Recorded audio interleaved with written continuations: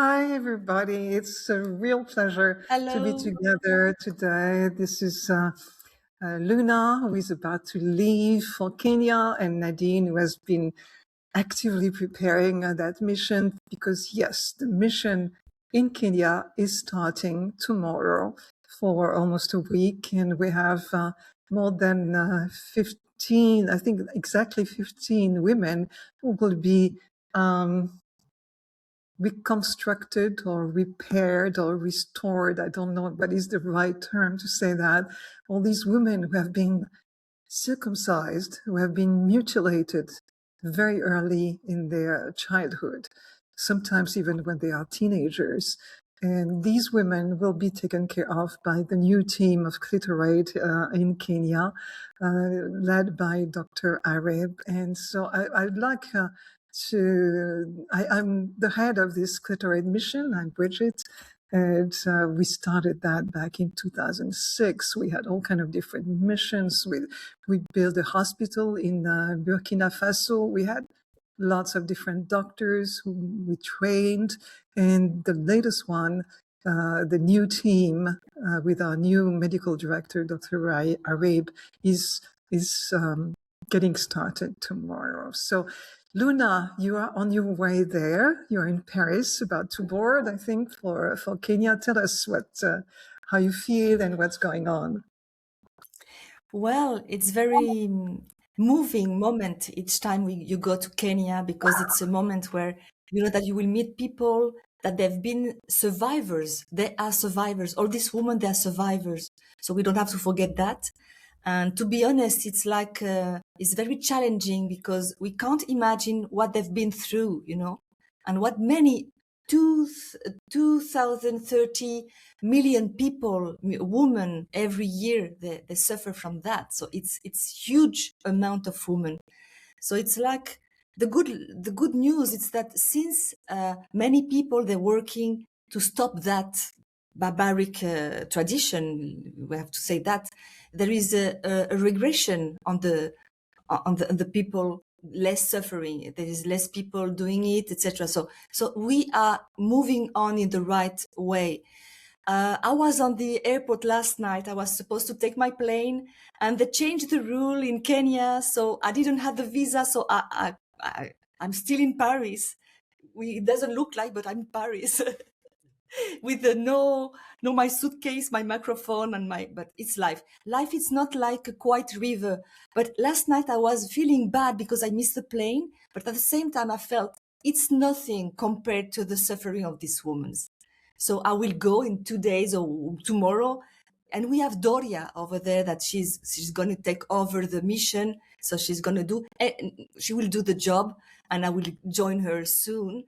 But it's like I was comparing things that we're living and this suffering physical sensation. It's hard, you know. But these women, they're very strong. And I remember talking with them, and they were chanting and they were singing, happy to recover the dignity to be a woman with this surgery. And this was very moving. So I feel that Clitoraid is giving hope to women to recover entire whole body. You know, that's what they want, that dignity. They want to recover the dignity.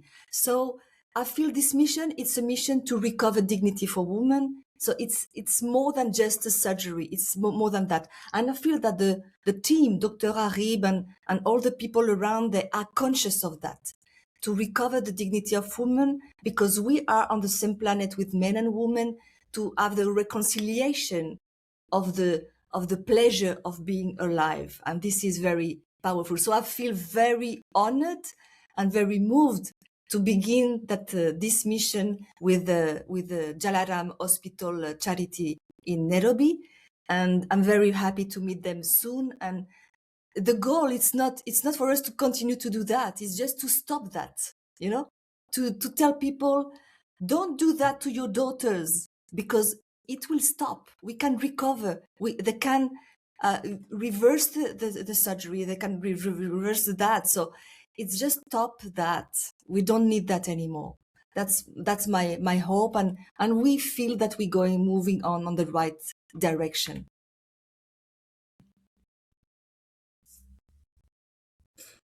That's awesome. Thank you, Luna. Sorry, my mic was off. I have some dogs around me today. um, the the key, I think, one things that we need to clarify, because it's not always clear in people's mind when we talk about the clitoris. It's not just the tip, the little button that we see at the outside that is so sensitive. It's much more like that than that. Nadine, maybe you can explain more, right? Yes, well, I have a whole bag of clitoris here because, of course, during the mission we are restoring this part that was cut of the clitoris. The clitoris is really big. I'm going to tell you in just a minute. So we are restoring this little piece that was cut off. But actually, what we want is also to re-educate the women on about their sexuality and their organ, because the reason why they, when they contact us, they usually say, oh, they cut off my clitoris. So they are under the impression, these FGM survivors, that we have cut the whole clitoris, but it's not possible, because the clitoris is that big. And so what the surgery does is really, expose the tip of the clitoris that is behind the stump, and it's still there to function. So Clitoraid is there for the surgery, for the re-education, for the sexual therapy. So we do a lot more than just the surgery. It's a complete package that the women really benefit from. So. Yeah. Yes, I can add something if you don't mind. When the first woman they come, most of the time it's in secret, people they don't know in the family that they're doing that. But after that, they take the strength to talk loudly. And this is very important as well, because they feel that they can reach a point where they don't want to be submitted anymore. So that's very important. And they have to recover. And that's our job as well, to make them understand that the sexuality, it's a personal thing first. You don't have to expect from anyone outside to make your pleasure.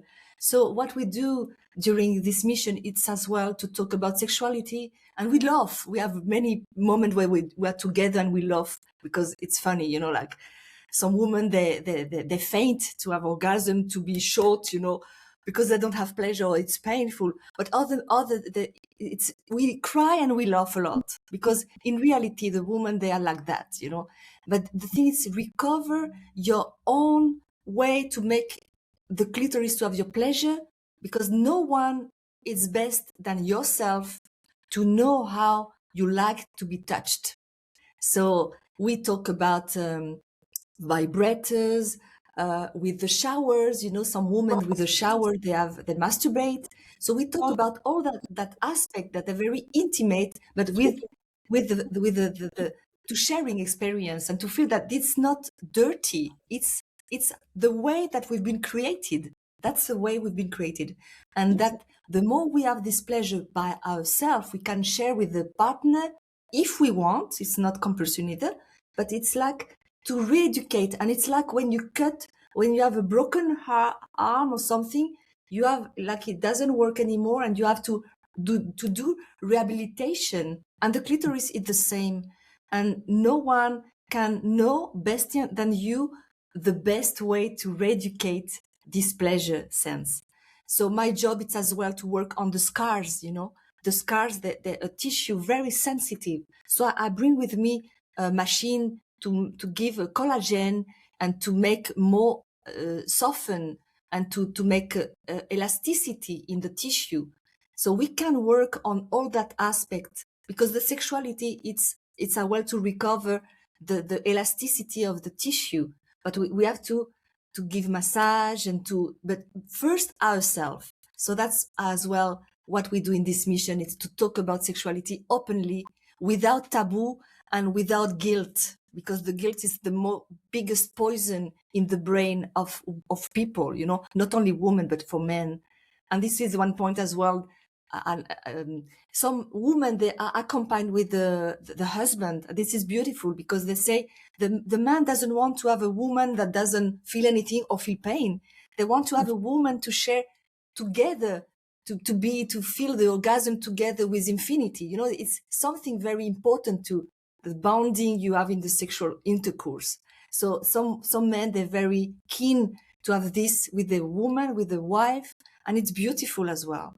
Like in the police school, you know, when we go doing lectures in the police school to educate men to see what's happening, and they call the wife and they say, please don't do that to our daughter, please, because before they didn't know exactly what was going on.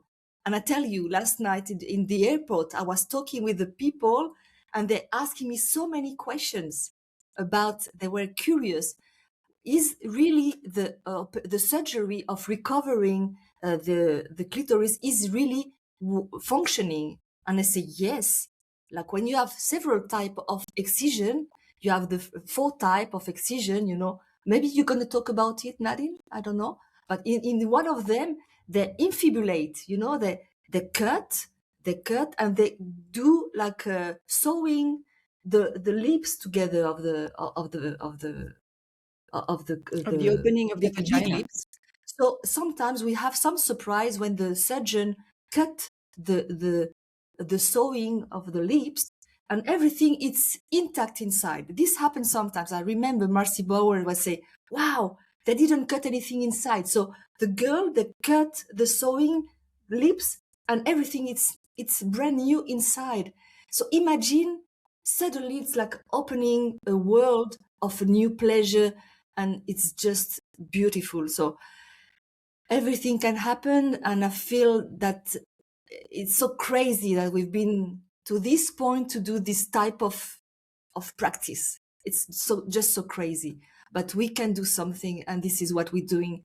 Thank you, Brigitte, and thank you, Nadine, for all this year of working on that, and it's doing well. It's going well.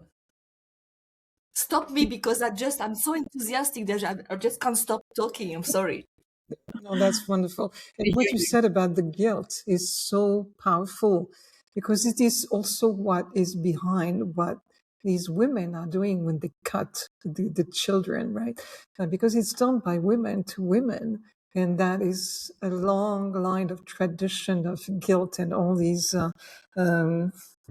emotions that belittle women and make sex dirty, and it's 150 million of women who have been through that in the world right now.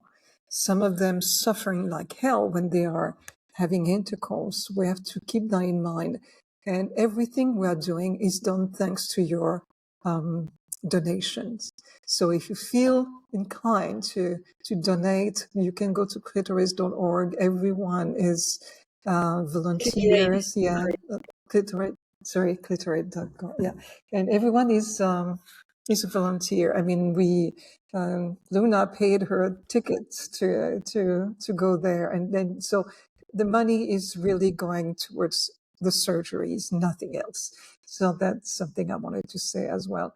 We'll talk more this week. We'll want to meet several times so that Luna can update us about what's going on in Nairobi. And Doria as well. Maybe she can join us as well if she feels like it. And maybe Dr. Ari too. And hopefully we'll have some images of the clinics and everything. Nadine, you wanted to add something? I wanted to add something because I was the one that has been, the ladies were writing to, I'm the one that received the letters from the ladies who would like to have the surgery. So I'm the one who registered them. And then, of course, we received many more requests than we have room for this week. So your donations are still, very much needed for the next surgical mission that we will have in the future. So because we have quite a long waiting list, and everyone really appreciates your donations. You don't know how much these girls are waiting for this. It's so important for their life, for turning a page on their life chapter. And so here we are, and with much happiness, we are at the service of these women. Yeah. Thank you, both of you. And Luna, have a fun flight tomorrow. Yeah, Okay? Yeah. thank you. Just posted, okay?